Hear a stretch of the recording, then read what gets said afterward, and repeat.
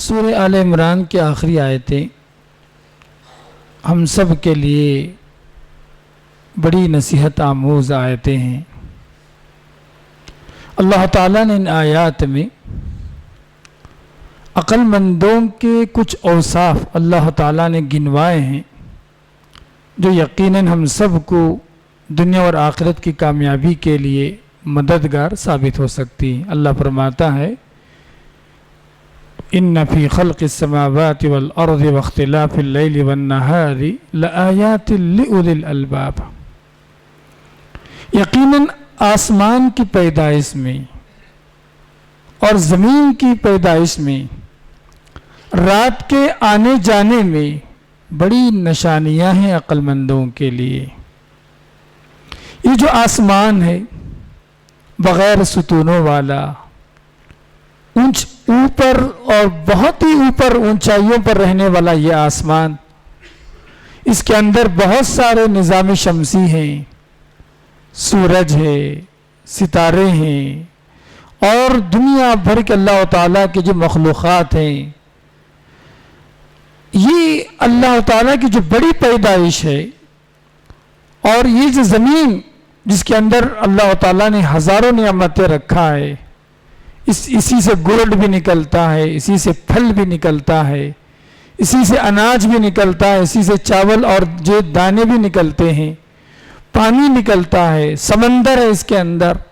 سبحان اللہ، اللہ نے کہا کہ یہ آسمان کی پیدائش اور زمین کی پیدائش اور رات کے آنے جانے میں، سورج گرمی کے زمانے میں جلدی نکلتا ہے، دیر سے ڈوبتا ہے، موسم سرما میں دیر سے نکلتا ہے، جلدی ڈوبتا ہے، کبھی رات بڑی ہو جاتی ہے، کبھی دن چھوٹا ہوتا ہے۔ یہ جو رات کے آنے جانے میں اللہ نے کہا کہ آدمی اگر غور کرے بڑی بڑی نشانیاں ہیں عقل مندوں کے لیے۔ کون عقل مند؟ عقل مند وہ نہیں جو دوسروں کو دھوکہ دے، فراڈ کرے، گول مال کرے، دھوکہ دے، یا اسی طریقے سے دوسروں کا پیسہ ہڑپ کر لے، یہ عقل مند نہیں۔ اللہ تعالیٰ نے کہا عقل مندوں کی جو سب سے پہلی جو عادت ہے، جو صفت ہے، یہ الذین یذکرون اللہ قیاما، جو ہمیشہ اللہ کو یاد کرتے ہیں کھڑے ہو کر، وقعودا بیٹھ کر، وعلی جنوبہم لیٹ کر۔ عقل مند وہ ہے جو اپنے وقت کو ضائع نہیں کرتا۔ عقل مند وہ ہے جس کی زبان، جس کا دل اللہ کے ذکر سے غافل نہیں ہوتا، کھڑا ہوا کام میں لگا ہوا لیکن اللہ تعالیٰ کے ذکر جاری ہے، بیٹھا ہوا ہے کسی کام میں لگا ہوا اللہ تعالیٰ کا ذکر جاری ہے، لیٹا ہوا ہے پہلو کے بل سویا ہوا، آنکھیں کھلی ہیں لیکن اللہ کا ذکر جاری ہے۔ فرمایا عقل مند وہ ہے الذین یذکرون اللہ قیاما، جو کھڑے ہو کر، بیٹھ کر اور پہلو کے بل اللہ تعالیٰ کو یاد کرتا۔ نبی کی زندگی کیسی تھی؟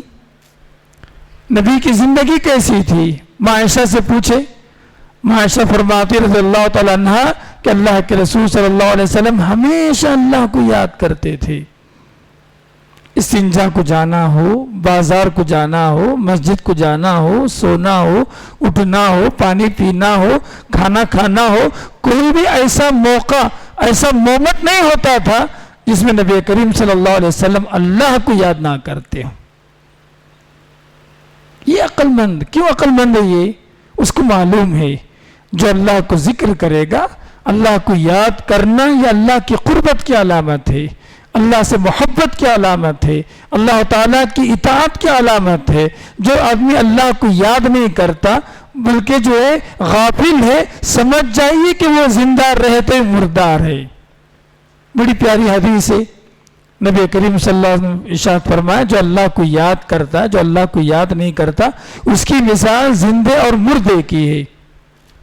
جو دل اللہ کو یاد کرتا وہ زندہ انسان ہے، جو اللہ کو یاد نہیں کرتا وہ مردہ انسان۔ کتنی بڑی بات بتائی گئی ان آیات کے اندر۔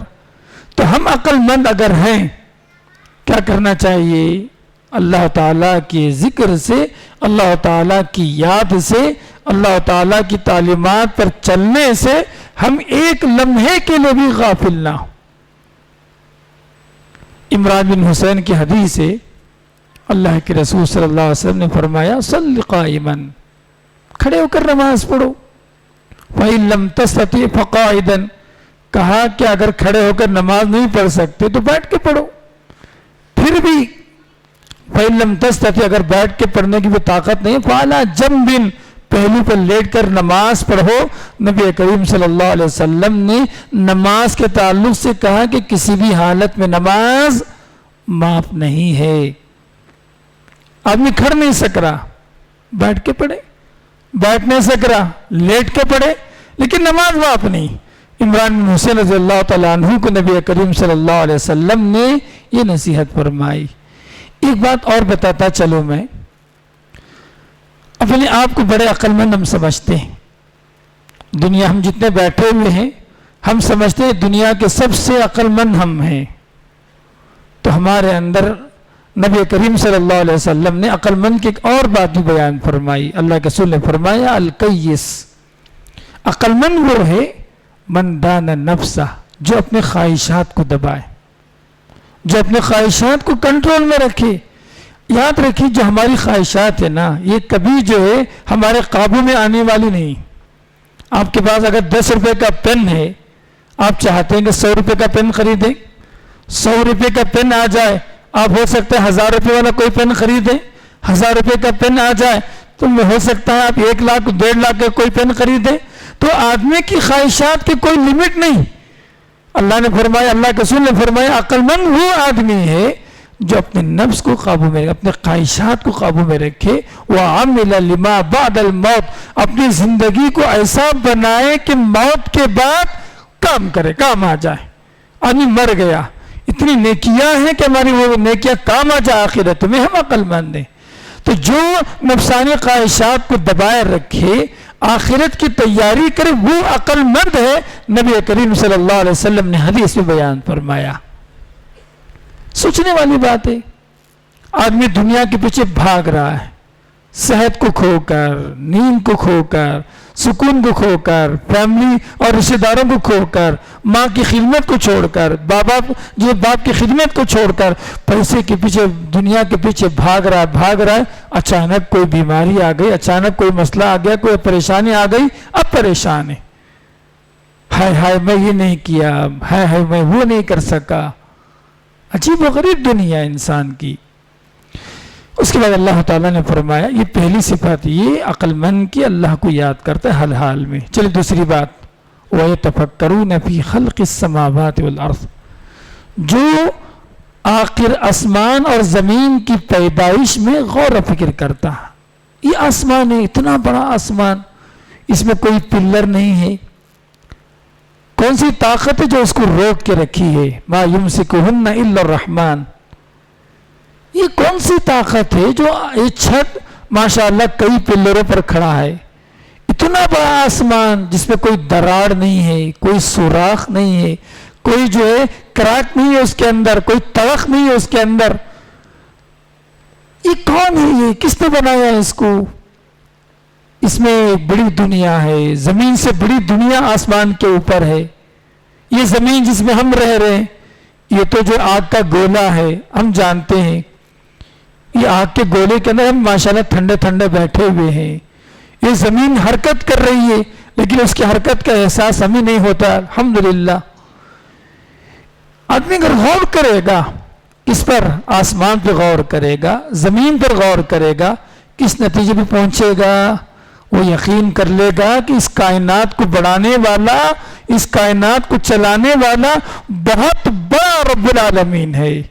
نہ کوئی اس کو ہلا سکتا، نہ کوئی اس کو جو ہے دبا سکتا، نہ کوئی اس سے بھاگ سکتا، نہ کوئی اس کی چنگل سے کوئی نکل سکتا. جیسے اس کو یقین ہو جائے گا، ایمان بڑھے گا، اللہ تعالیٰ فرماتا ہے سبحانک، فوراً کیا کہیں گے معلوم؟ اے اللہ تو پاک ہے. اللہ تیری تخلیق میں کوئی پارٹنر نہیں، تو اکیلا. تیری مصنوعات میں، تیری تخلیق میں، تیری مخلوقات کا کوئی دوسرا اونر نہیں، کوئی پارٹنرشپ نہیں تیرا. تو سبحانک، تو پاک ہے.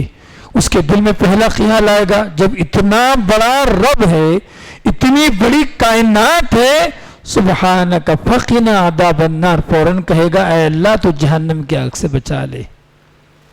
یہ نتیجہ آسمان اور زمین پر غور کرنے کا نتیجہ یہ ہے کہ آدمی جہنم سے پناہ مانگے گا. کوئی بھی عقل مند یہ نہیں چاہے گا کہ وہ جو دنیا کے بعد آنے والی جو دنیا ہے، زندگی ہے، اس میں ناکام ہو جائے، اس میں فیل ہو جائے. اور فیل ہونے کی علامت کیا ہے؟ اللہ تعالیٰ کی مغفرت نہ ملے، اللہ تعالیٰ کی معافی نہ ملے، اللہ تعالیٰ کی رحمت کا حقدار نہ ہوا.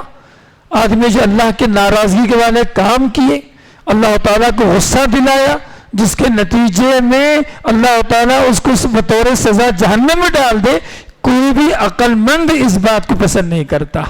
فقنا عذاب النار، اے اللہ تو جہنم کی عذاب سے، جہنم کی پکڑ سے تو ہمیں بچا لے.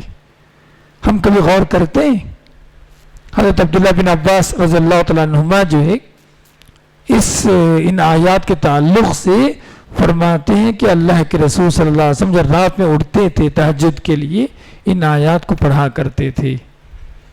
اور آسمان کی پیدائش پہ غور کرنا، زمین کی پیدائش پر غور کرنا، یہ ایمان کو بڑھانے والی چیز ہے، اللہ سے قریب کرنے والی چیز ہے. اللہ کا ڈر، اللہ کا جلال، اللہ کی عظمت، اللہ تعالیٰ کی قدرت، اللہ تعالیٰ کی کاریگری، اللہ تعالیٰ کی جو ہے عظمت، یہ جگانے والی ہمارے دلوں میں. جو آدمی غور نہیں کرتا، سوچتا نہیں ہے، فکر نہیں کرتا، اس کا ایمان مرتے جاتا ہے، اللہ کا ڈر کم ہوتے جاتا ہے، عذاب، اللہ کی پکڑ اور عذاب کو معمولی سمجھنے لگتا ہے. یہی خرابی آج ہمارے اندر ہے کہ اللہ تعالیٰ کے عذاب کو معمولی سمجھتے ہیں، اسی لیے گناہ کرنے کی جرأت ہمارے پاس زیادہ. نعوذ باللہ من ذالک. صحابہ کرام عبداللہ بن مسعود کو دیکھیں.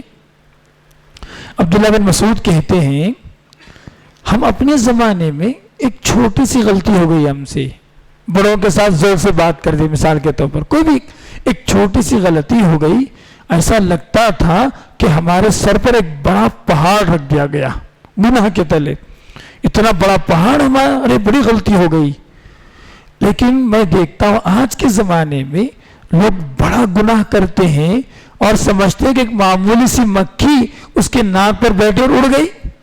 مطلب پرواہ نہیں اللہ تعالیٰ کے ڈر کی، اللہ تعالیٰ کی پکڑ کی ان کو پرواہ نہیں. اتنی بڑی غلطی ہو گئی، نہ توبہ ہے، نہ استغفار ہے، نہ معافی ہے، نہ ہی جو ہے اس گناہ سے کوئی چھٹکارا ہے، نکلنے کا کوئی راستہ ہے. آدمی جرأت کر کے گناہ پہ گناہ کرتے جا رہا. یہ حضرت عبداللہ بن مسعود رضی اللہ تعالیٰ عنہ کا تبصرہ تھا لوگوں کی بدحالی پر. سوچے تھوڑی دیر بیٹھ کر کتنی مہربانیاں رب کائنات کی، کتنی انعامات ہیں اللہ رب العالمین کی. تو پھر ہم ان آیات کو پڑھ کر عقل مند کیوں نہیں بنتے؟ آسمان کی پیدائش پہ کیوں غور نہیں کرتے؟ زمین کی پیدائش پہ کیوں غور نہیں کرتے؟ اللہ تعالیٰ کی یاد سے ہم کیوں غافل ہیں؟ بتائیں. فقنا عذاب النار ربنا انک من تدخل النار، اے ہمارے پروردگار جس کسی کو تو جہنم میں داخل کر دے، فقط اخزیتہ، تو نے اس کو ذلیل کر دیا. وما للظالمین من انصار، کوئی مددگار نہیں ہوگا ظالموں کے لیے، گنہگاروں کے لیے. یہ جو دعا ہے، ان آیات پہ، ان الفاظ پہ غور کریں، ان دعاؤں پر. جب آدمی غور کرے گا اللہ کی تخلیقات پر، اس کا دل چھوٹا ہو جائے گا، اللہ کا ڈر بڑھ جائے گا، تقوی آئے گا، متقی بنے گا. ارے بہت بڑی ذات ہے رب العالمین کی، اسے کوئی چھوٹ نہیں ہو سکتی، اسے کوئی بھول نہیں ہو سکتی، اس سے کوئی بچ نہیں سکتا، اس کی قدرت سے کوئی نکل نہیں سکتا. اتنی عظیم قدرت ہے. میں تو ایک گنہگار ہوں، میں تو ایک نافرمان ہوں.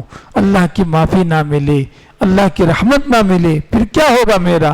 اسی لیے دعا کرتا ہے فقنا عذاب النار، اے ہمارے پروردگار تو جہنم کے عذاب سے بچا لے، جہنم کی پکڑ سے تو بچا لے. تو ایک نقطہ یہ بھی ان آیات پہ غور کرنے سے عقل مند انسان جہنم کی آگ سے بچنا چاہتا ہے. جو بے وقوف ہوگا وہ ایسے لاپرواہی والی زندگی میں پڑا رہے گا. نبی دیکھیں، نبی کریم صلی اللہ علیہ وسلم کتنی دعائیں جہنم کی آگ سے پناہ مانگتے تھے. فجر کی نماز ہو گئی, فجر کے بعد ابھی سورج نہیں نکلا, دعا کرتے تھے صبح کی دعاؤں میں, اللہم انی اسألک الجنہ واعوذ بک من النار. پھر نماز میں اللہم انی اعوذ بک من فتنۃ قبری, من فتنۃ عذاب القبر ومن فتنۃ النار. یہ تشہد میں اللہ کے رسول صلی اللہ علیہ وسلم دعا پڑھتے تھے. پھر جب بستر پہ جا رہے ہیں, نبی کریم صلی اللہ علیہ وسلم کا عمل بتاتا ہے کہ اللہ کے رسول صلی اللہ علیہ وسلم اللہ کے عذاب سے پناہ مانگتے تھے. اللہم قنی عذابک, اے اللہ تو جہنم سے بچا لے, آگ سے بچا لے. یوم تبعث عبادک, جس دن تو اپنے بندوں کو اٹھانے والا قیامت کے دن, اے اللہ تو عذاب سے بچا لے. تو یہ ڈر, یہ کیفیت ہماری زندگی میں آنا. اللہ اکبر. ان آیات پہ غور کریں, یہ تصور کریں کہ اللہ کی عظمت اتنی بڑی ہے, ہم اتنے بڑے پاپی ہیں, گنہگار ہیں, توبہ نہیں کر سکے, معافی نہیں مل سکی, پھر ہمارا کیا ہوگا؟ ہماری اخروی زندگی کیا حال بنے گی؟ ہم کیسے جہنم کے عذاب سے ہم بچ پائیں گے؟ بیٹھ کے سوچیں نا آیات پر. اس کے بعد کی جو دعائیں ہیں انشاءاللہ اس کا ترجمہ اور تفسیر کل ہم بتائیں گے. آج کے درس کا خلاصہ کلام یہ ہے, اللہ کی عظمت کا اقرار کریں, اللہ تعالیٰ کی قدرت کو جو ہے محسوس کریں, آسمان اور زمین کی تخلیق پر غور کریں, جہنم کے آگ سے پناہ مانگیں, اللہ تعالیٰ کی بڑائی کریں. یہی 5 اہم باتیں ہیں جو آج کی آیات کے اندر, درس کے اندر ہم نے سیکھا ہے. اللہ سے دعا کرتا ہوں کہ بولنے والا مجھے, سننے والا ہم تمام کو ان تمام آیتوں پر غور و فکر کر کے جہنم سے پناہ مانگنے والا اللہ تعالیٰ بنائے. سورہ آل عمران کی ایک اور آیت بھی پڑھ لیں. اللہ فرماتا ہے وَمَنْ زُحْزِحَ عَنِ النَّارِ, جس کسی کو جہنم کی آگ سے بچا لیا گیا, وَأُدْخِلَ الْجَنَّةِ, جنت میں داخل کر دیا گیا, فَقَدْ فَازَ, وہ کامیاب ہو گیا. تو سب سے پہلی بات یہ ہے, ڈرنے والی بات ایمان والوں کے لیے, کہ جہنم سے بچ جائے. فرسٹ وَمَنْ زُحْزِحَ عَنِ النَّارِ, قرآن کی آیت یہیں سے شروع ہوتی, جس کسی کو اللہ جہنم کی آگ سے بچا لے, یہ فرسٹ اسٹیپ. وَيُدْخِلُ الْجَنَّةِ, پھر جنت میں ڈال دے, دوسرا اسٹیپ. فَقَدْ فَازَ, وہ آدمی کامیاب ہو جائے گا. میں نے ربنا آتنا کی تفسیر میں بھی میں نے بتایا تھا کہ آخرت کے تعلق سے 2 باتیں مانگی جا رہی ہیں. ایک آخرت میں بھلائی یعنی جنت, وَقِنَا عَذَابَ النَّارِ, سے جہنم سے پناہ, جہنم سے چھٹکارا. سبحان اللہ. ان آیات کے اندر کتنی اہم نصیحتیں ہم سب کے لیے چھپی ہوئی ہیں, جو ہماری دنیا اور آخرت دونوں کے لیے, دونوں کو بنانے کے لیے, فائدہ مند بنانے کے لیے کافی ہیں. لہذا ان آیات پہ غور کریں, دعا کریں, گڑ گڑائیں, عاجزی کریں, اے اللہ تو جہنم کے آگ سے بچا لے. جہنم کی آگ کی تاب ہمارے اندر نہیں ہے, ہم تو بڑے کمزور مخلوق ہیں. معمولی سی گرمی برداشت نہیں ہوتی, 40 سینٹی گریڈ گرمی جو برداشت نہیں ہوتی ہمارے پاس, 40. اب سوچیے آخرت جہنم کیا ہوگا, جہنم کی گرمی کیا ہوگی. اللہ کے رسول صلی اللہ علیہ وسلم نے جہنم کے تعلق سے ایک حدیث بھی بیان فرمائے کہ آخرت میں سب سے کمتر عذاب, منیمم عذاب, لاسٹ, سب سے کمتر عذاب اور منیمم عذاب کس کا ہوگا معلوم ہے؟ ابو طالب کو ہوگا. سب سے منیمم, لاسٹ. کیا عذاب ہوگا؟ اللہ کے رسول نے فرمایا 2 آگ کے جوتے پہنائے جائیں گے ان کے پیروں میں, جس کی گرمی سے ان کا دماغ کھولنے لگے گا. یہ سب سے کم عذاب ہے ابو طالب کے لیے, جو اللہ کے رسول صلی اللہ علیہ وسلم نے بیان فرمایا. اللہ سے ڈریں, اللہ کی پکڑ سے ڈریں, اللہ کی عظمت کو سمجھیں, غور و فکر کریں, دعائیں کریں. یہی وہ باتیں ہیں جو سورہ آل عمران کے آخری آیتوں میں اللہ تعالیٰ نے ہم سب کے لیے رکھا ہے. ربنا آتنا فی الدنیا حسنہ وفی الآخرۃ حسنہ وقنا عذاب النار. ربنا ظلمنا انفسنا وإن لم تغفر لنا وترحمنا لنكونن من الخاسرين. اقول قولي هذا استغفر الله لي ولكم ولسائر المسلمين. السلام علیکم ورحمۃ اللہ وبرکاتہ.